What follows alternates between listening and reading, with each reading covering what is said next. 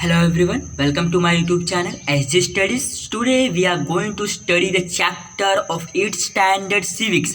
First chapter introduction to parliamentary system. यानी कि हम इस चैप्टर में इंट्रोडक्शन पढ़ेंगे. किसका इंट्रोडक्शन? पार्लियामेंट्री सिस्टम का.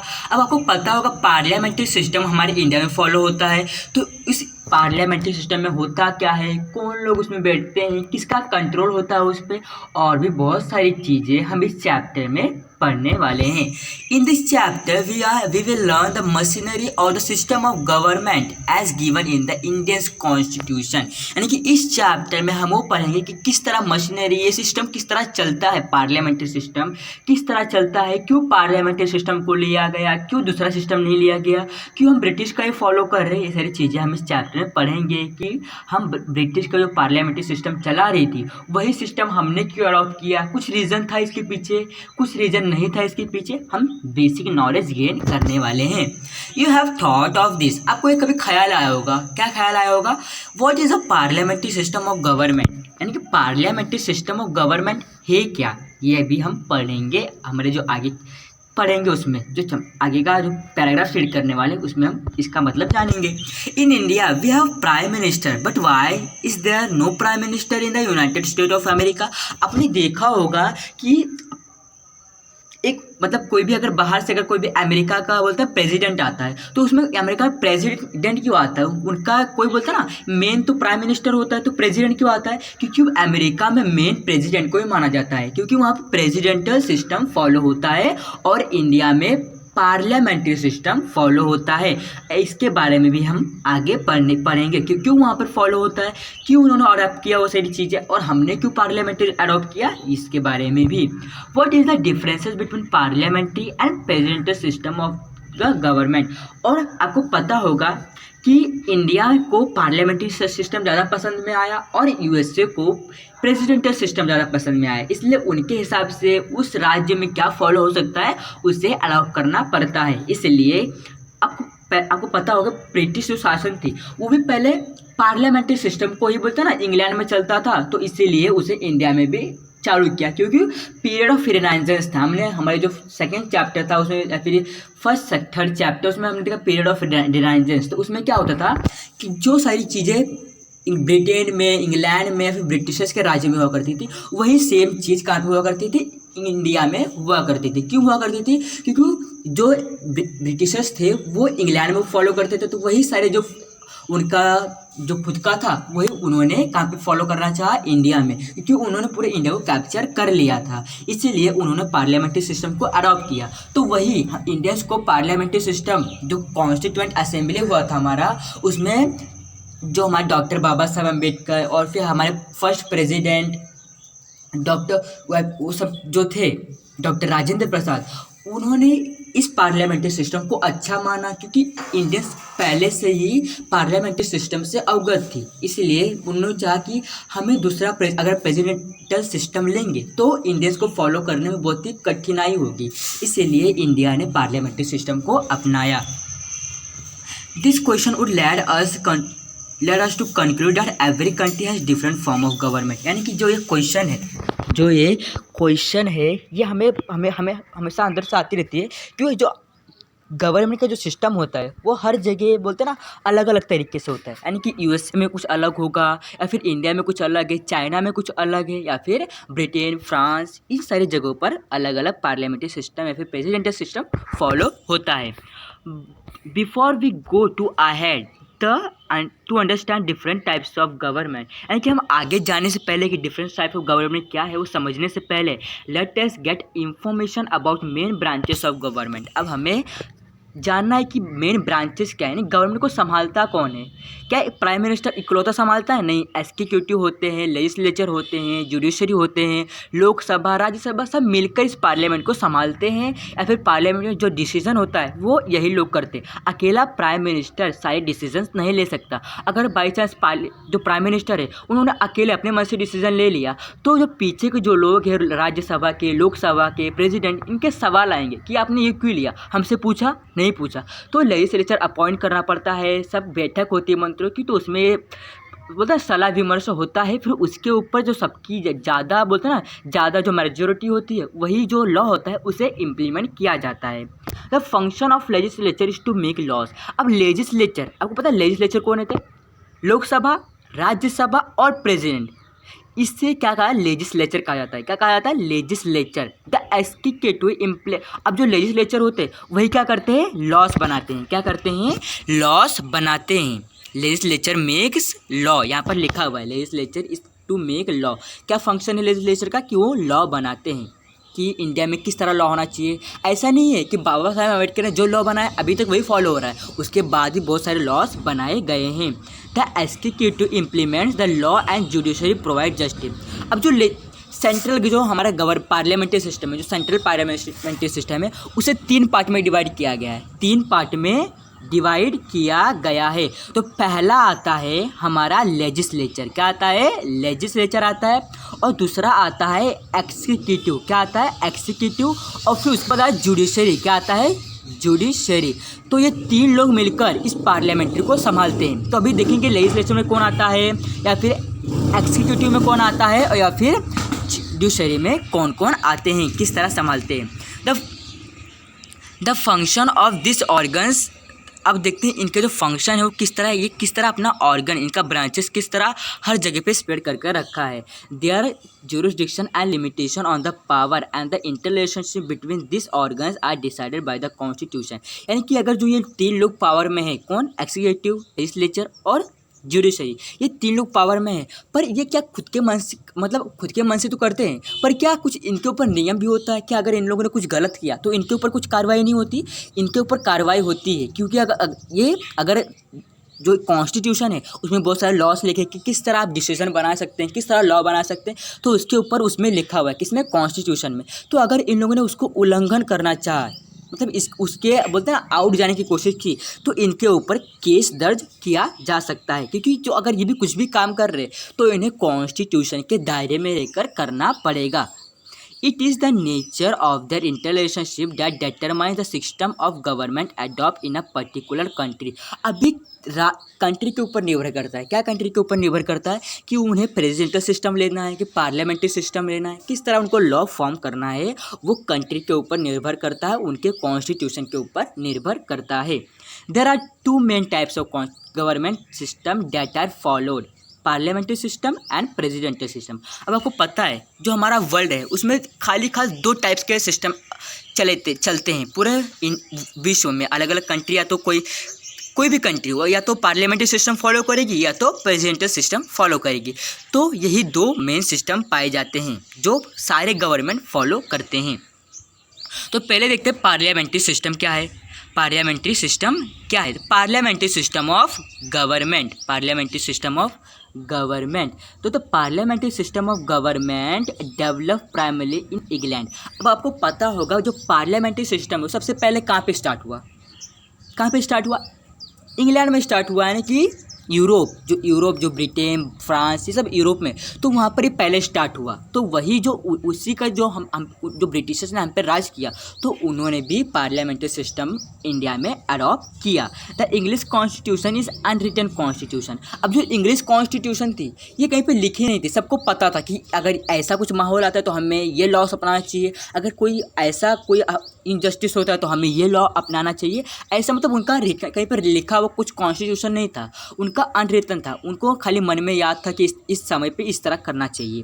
The governance is carried out according with the tradition and custom and convention. अब जो उस समय का गवर्नमेंट था वो किस तरह, अब आपको पता होगा कि किस तरह वो खुद का हैंडल करते थे। अब उनका जो ट्रेडिशन, जो परंपराएं थी, उसके ऊपर भी वो मतलब जो पहले जब केश सबको बोलता महिलाओं के केश छिल देना या फिर उन्हें जला देना, उनका रीमैरिड नहीं होने देना, ये उनका ट्रेडिशन था, जो परंपरा था, उसके ऊपर ये चला करते थे। कौन? ब्रिटिश शासन। ब्रिटिश शासन पार्लियामेंट्री सिस्टम ही था, वो इसके ट्रेडिशन के ऊपर, कस्टम के ऊपर, कन्वेंशंस के ऊपर, जो उनका कंसेस्ट हुआ करता था उसके ऊपर ये किया करते थे। The British parliament is an institution that has evolve over a period of time. अब जो ब्रिटिश जो कॉन्स्टिट्यूशन है वो एक समय पे बना था। The parliamentary system of government having its root in parliament, यानी कि जो पार्लियामेंट्री सिस्टम है उसका जड़ कहाँ होता है, वो बैठते कहाँ पे हैं, कहाँ डिसीजन लेते हैं? पार्लियामेंट में लेते हैं। कहाँ पे लेते हैं? पार्लियामेंट में। कहाँ पे उनका रूट क्या है? पार्लियामेंट है। इस consider is a contribution of England. अब जो पार्लियामेंट है ये किसका कॉन्ट्रीब्यूशन, किसका योगदान है? इंग्लैंड का योगदान है। मतलब जो इंडियंस है उनको इंग्लैंड का ये योगदान बहुत ही अच्छा लगा। क्या योगदान? कि उन्होंने पार्लियामेंट्री सिस्टम बनाया। पार्लियामेंट्री सिस्टम इंडिया को पसंद भी आया। India has adopted the parliamentary system, और इसी की वजह से इंडिया ने भी पार्लियामेंट्री सिस्टम को अडॉप्ट किया, यानी कि उसे भी अपने देश में लागू करना चाहा। We can see some broad similarities. हम बहुत सारे बोलते ना इंडियन कॉन्स्टिट्यूशन में और ब्रिटेन कॉन्स्टिट्यूशन में कुछ हम बोलते हैं ना एक जैसा कुछ देखने को मिलता है in the parliamentary system of England and in the parliamentary system of India. कुछ सिमिलरिटीज़ है। क्यों सिमिलरिटीज़ है? क्योंकि जो इंडियन कॉन्स्टिट्यूशन और ब्रिटेन कॉन्स्टिट्यूशन एक ही तरफ पहले फॉलो हुआ करता था। बाद में जब बाबा साहब अम्बेडकर आए, डॉक्टर राजनाथ सिंह, या फिर राजनाथ सिंह नहीं, हम बोल सकते डॉक्टर राजेंद्र प्रसाद, जब ये आए तो इन्होंने कुछ उसमें जो कॉन्स्टिट्यूशन था उसमें कुछ अलग करना चाहा। तो इसीलिए कुछ सिमिलरिटीज़ तो रहेंगे ही, क्योंकि इंग्लैंड में पहले हमारे इंडिया पर राज करके गए हैं। But when look at the institution level, पर हम इंस्टीट्यूशन लेवल पे जाएंगे, यानी कि उनका जो कुछ राइट्स है और हमारा जो कुछ राइट्स है उसमें बहुत ही ज़्यादा डिफरेंसेस है, उसमें कुछ भी सिमिलरिटीज़ नहीं पाई जाएंगे। The Indian parliamentary system is different in the contents.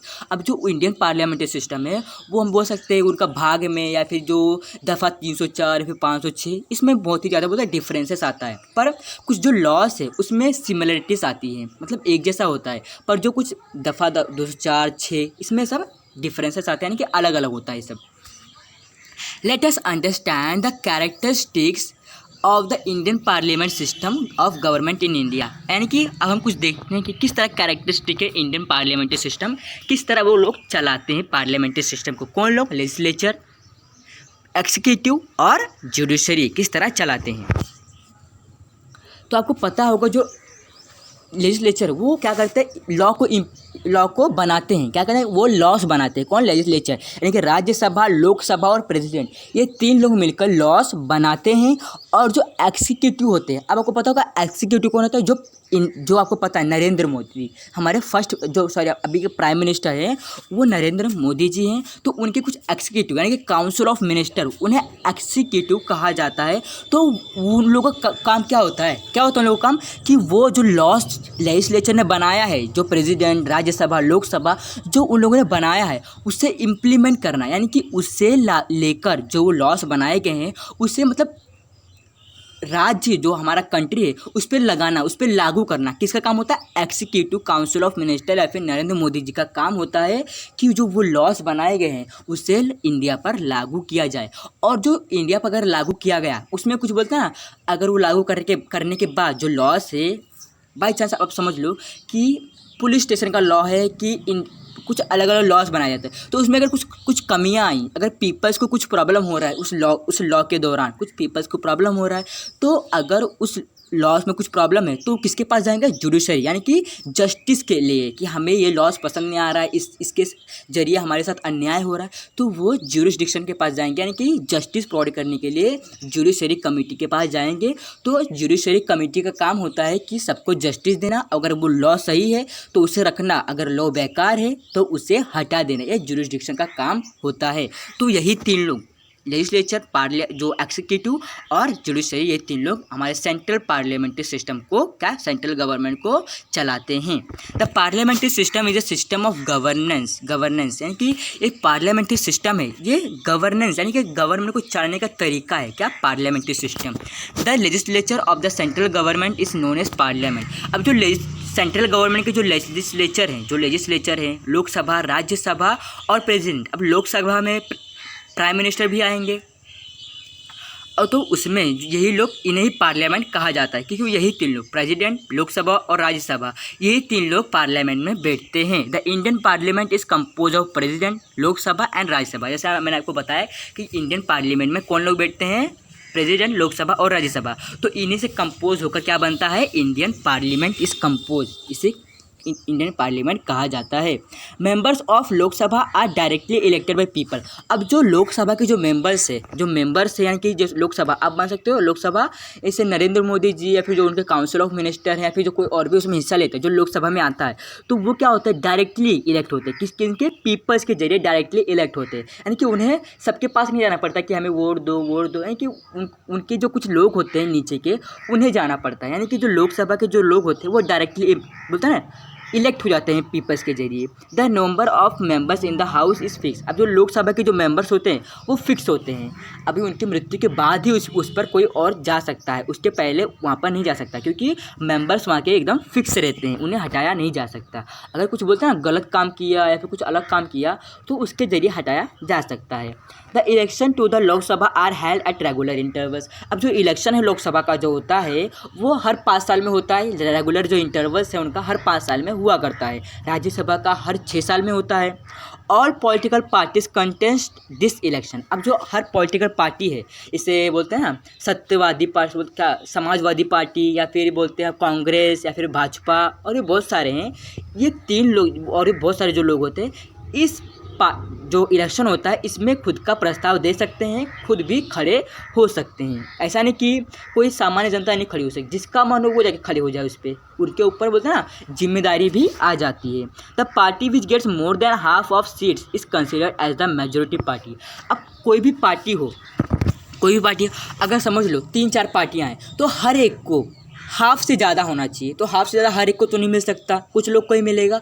तो अगर किसी को हाफ से ज़्यादा मेजोरिटी मिलती है, पीपल्स का सपोर्ट मिलता है, यानी कि 100% है, उसमें से एक पार्टी को 50% होना चाहिए। तो 50% अगर किसी का ज़्यादा रहेगा तो वही 50% से कम रहेगा तो वो नहीं मेजोरिटी बन पाएगा। अगर 50% ज़्यादा रहेगा, हाफ, मोर देन हाफ रहेगा, तभी वो जाकर मेजोरिटी पार्टी बनेगा, यानी कि वही पार्टी जीत सकेगा। The majority party forms government. अब जो ये जीती, अगर समझ लो भाजपा जीत गई, 50 से ज़्यादा उन्होंने लाया था रैंक, इसलिए वो जीत गई, तो वही वो अपने हिसाब से गवर्नमेंट को फॉर्म कर सकती है। ऐसा नहीं कि जो कांग्रेस चलाती आ रही है वही भाजपा भी चलाएगी, ऐसा नहीं होता। वो खुद के तरीके से भी बना सकती है, गवर्नमेंट फॉर्म कर सकती है।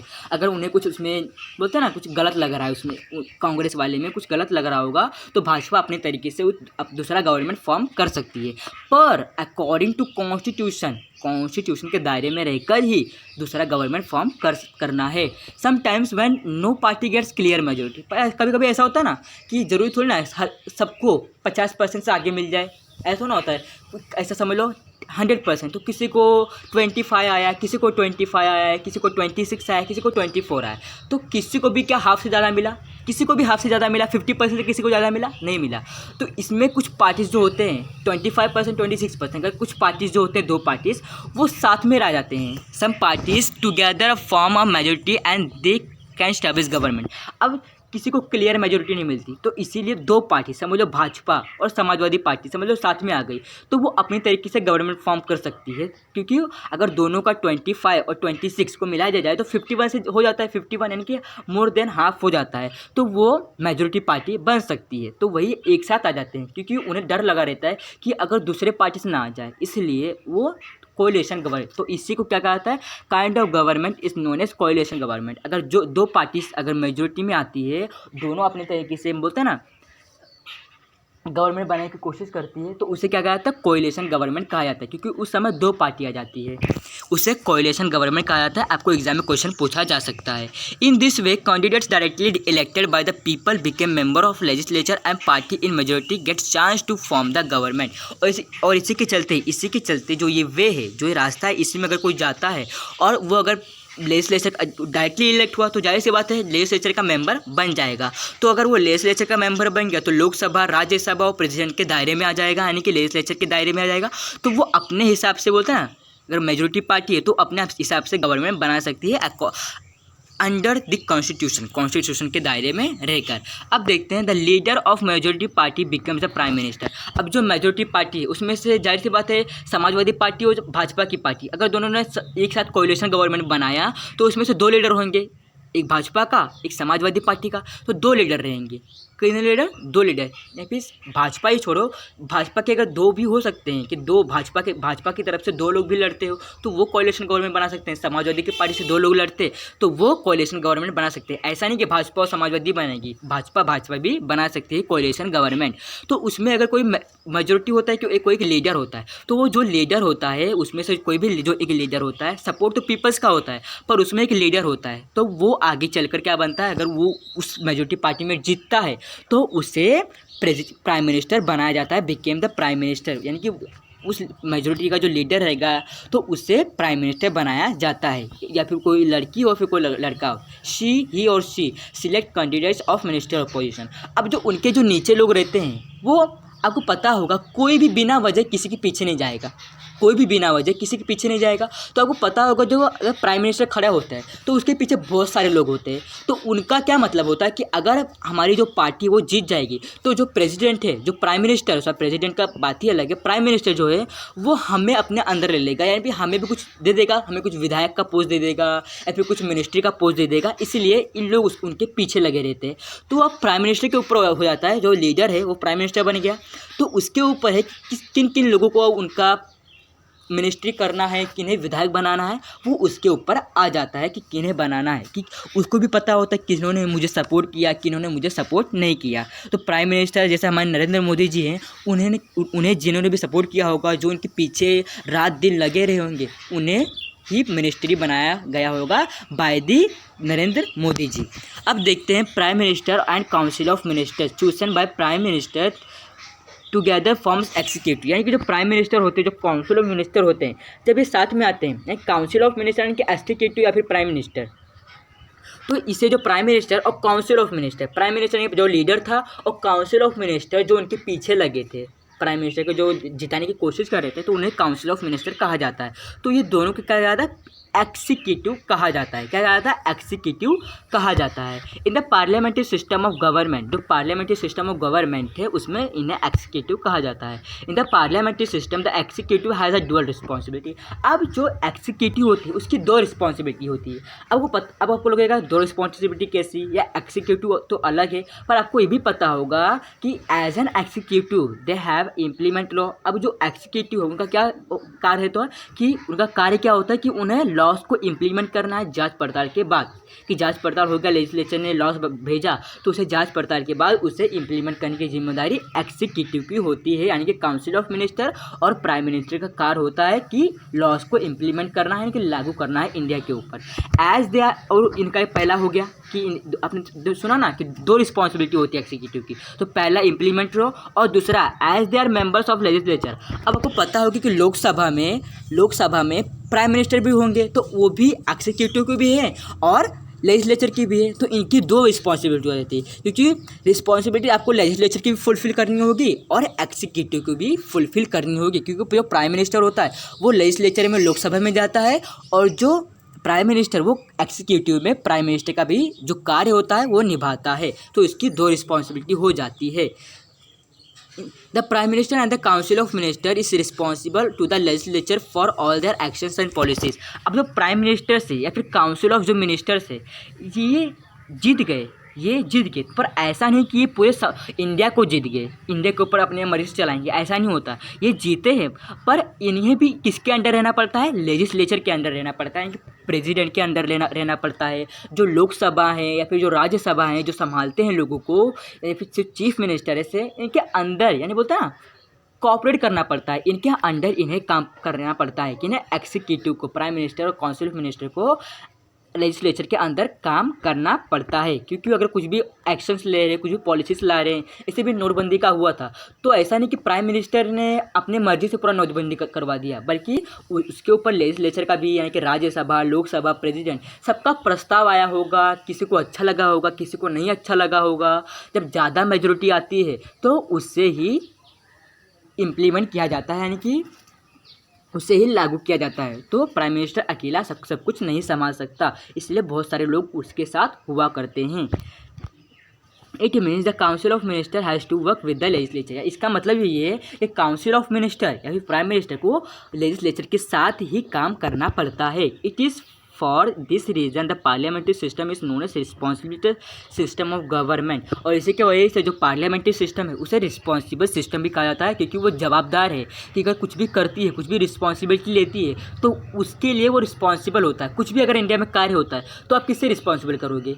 अगर पुलिस सही से काम नहीं कर रही है, कोई भी अगर सही से काम नहीं कर रहा है, कोई नेता है सही से काम नहीं कर रहा, तो आप किससे रिस्पॉन्सिबल करोगे? आप बोलोगे ये मोदी जी का सत्ता चल रहा है, ये भी बहुत ही बेकार है, उन्हें रिस्पॉन्सिबल करोगे। तो इसे रिस्पॉन्सिबल गवर्नमेंट कहा जाता है कि जो भी कार्य होगा, कोई चाहे लेजिस्लेचर करे, चाहे राज्यसभा, चाहे लोकसभा, अगर वो भाजपा की तरफ से है तो रिस्पॉन्सिबल नरेंद्र मोदी जी यानी कि प्राइम मिनिस्टर ही को ही माना जाएगा, इसलिए इसे रिस्पॉन्सिबल गवर्नमेंट कहा जाता है। Another distinct characteristic of parliamentary system of government is collective responsibility, यानी कि इनका एक कलेक्टिव रिस्पॉन्सिबिलिटी भी होता है। क्या कलेक्टिव रिस्पॉन्सिबिलिटी? कि उनका अगर कोई भी, चाहे वो राज्यसभा अपना डिसीजन ले या फिर लोकसभा कोई भी डिसीजन ले, वो अगर डिसीजन ले या अगर इंडिया के ऊपर इम्प्लीमेंट हुआ तो उसका जो होगा वो पूरा, जो बोलते हैं ना, किसके ऊपर एग्जाम जाएगा? प्राइम मिनिस्टर के ऊपर एग्जाम जाएगा, यानी कि काउंसिल ऑफ मिनिस्ट्री को ये रिस्पॉन्सिबिलिटी लेनी पड़ेगी। Decision taken by any ministry department is considered as the decision of government, यानी कि किसी भी मिनिस्ट्री डिपार्टमेंट में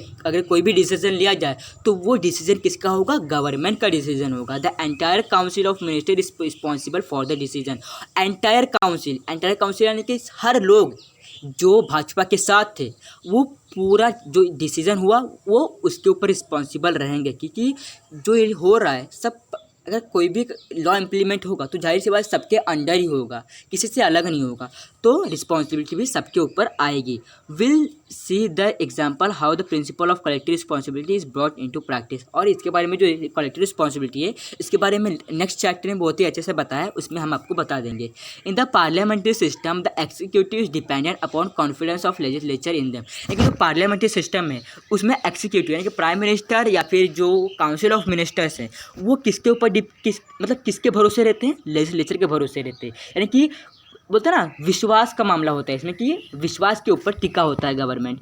this means the council of minister remains in power till it enjoy the support of confidence of legislature, यानी कि जो ये हमारा जो काउंसिल ऑफ मिनिस्टर है ये तब तक इंजॉय कर सकती है जब तक लेजिस्लेचर इनका सपोर्ट कर रही है, यानी कि विश्वास दोनों के बीच में, तो वो इंजॉय कर सकते हैं। पर अगर कुछ भी होता है ना, if the confidence of legislature, if the legislature feels that executive does not work in accordance to its wishes, it removes an executive from power by passing non confidence motion against the executive, यानी कि अगर जो legislature है, यानी कि आपको पता होगा, मैं आपको कब से बता रहा हूँ कि जो लेजिस्लेचर है वो लॉज बनाते हैं और जो एक्सिक्यूटिव है वो लॉज इम्प्लीमेंट करते हैं, यानी कि अगर लेजिस्लेचर के हिसाब से अगर एक्सिक्यूटिव नहीं करते तो जो लेजिस्लेचर है वो खुद का बोलता है ना एक नॉन कॉन्फिडेंस होता है, एक मोशन होता है जिस अगर वो अपना किसी के ऊपर लगा दिया तो उसे जल्द ही उस पावर से हटा दिया जाता है, मतलब जो उनका पावर है उससे छीन लिया जाता है। अगर लेजिस्लेचर एक्सिक्यूटिव के हिसाब से काम नहीं करती तो लेजिस्लेचर अपना फैसला सुना सकती है या फिर उसे वहाँ से रिमूव भी करवा सकती है। इतना लेजिस्लेचर के पास इतना बहुत अधिकार होता है, इतना राइट्स होता है।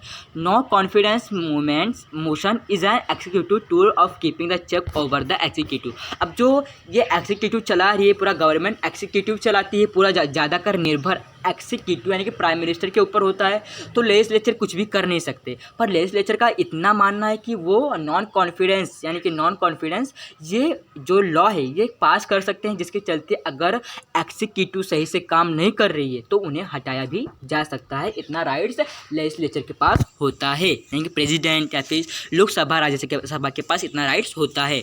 In the parliamentary form of government the legislature is supreme institution, यानी कि जो पार्लियामेंट्री फॉर्म ऑफ गवर्नमेंट है उसमें जो लेजिस्लेचर है इसको बहुत ही ज़्यादा महत्व दिया जाता है। क्यों महत्व दिया जाता है? क्योंकि ये इनके अंडर ही एक्सिक्यूटिव को चलना होता है। Elected representatives of people express demands and aspiration of common people in the parliament, यानी कि कुछ भी रिप्रेजेंटेटिव्स हैं जिन्होंने जो नेता को वोट दिया तो उनका नेता का काम क्या होता है कि वो जो उनका संसद है जो उनका पार्लियामेंट है, वहाँ पर बैठ के उनके वेलफेयर के बारे में सोचना है, ना कि कुछ और चीज़ें करनी है। Decide upon the issues of public welfare since it is the house of representatives of peoples and express sovereign authority of the people, it is considered as the supreme body. और ये जो एग्जीक्यूटिव है, ये लोगों को welfare के लिए काम करती है, लोगों को बोलते हैं सॉवरेन अथॉरिटी, यानी कि बोलते हैं ना एक राइट्स देती है, अलग राइट्स देती है, तो उसी के ऊपर पीपल्स काम करते हैं, उनके वेलफेयर के बारे में सोचा जाता है पार्लियामेंट में। और इसीलिए इस जो ये एग्जीक्यूटिव है उसे सुप्रीम बॉडी भी कहा जाता है। जो सेंट्रल गवर्नमेंट है, जुडिशरी, लेजिस्लेचर, इन्हें सुप्रीम बॉडी भी कहा जाता है। तो कैसा लगा आपको हमारा फर्स्ट वीडियो, और जो हमारा सेकेंड वीडियो है, यानी कि जो आगे का जो हम एक्सप्लेन करेंगे वो हमारे सेकंड पार्ट में करेंगे। कैसा लगा आपको वीडियो? प्लीज़ अगर थोड़ा सा भी समझ में आया हो तो हमारे चैनल को सब्सक्राइब कर दीजिएगा। Thanks for watching video. Please like, share and subscribe to my channel. If any doubt was there then you can ask me comment box. मिलते हैं हमारे लेक्चर में, तब तक के लिए बाय बाय।